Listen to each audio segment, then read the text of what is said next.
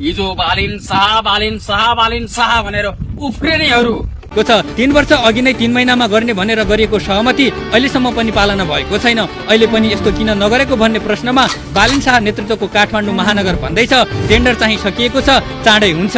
2079 जेठमा महानगरले गरेको सहमति पत्रमा बालेन शाह, उपमेयर सुनिता डोङ्गोल, तत्कालीन प्रमुख प्रशासकीय अधिकृत लोकनाथ पौडेल लगायतले हस्ताक्षर गरेका थिए। सहमति पत्रमा सिस्टोल र बन्चरे डाँडामा फोहोर दुर्गन्ध नआउने प्रबन्ध 1 महिनाभित्र गर्ने भनिएको थियो।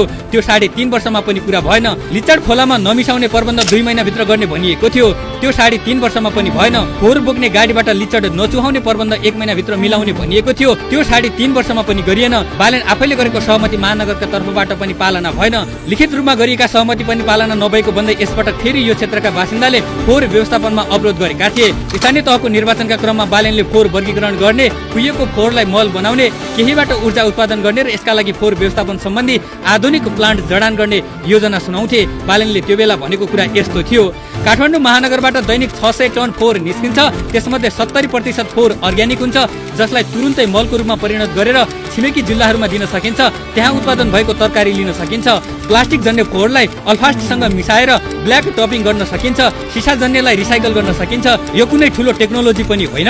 25 वर्ष अघि नै यसबारे हरिवंश आचार्य, मदन कृष्ण श्रेष्ठहरूले कान्तिपुर टिभी श्रृङ्खलामै देखाइसकेको कुरा हो। त्यसका लागि मोनिटरिङ मात्र नपुगेको हो।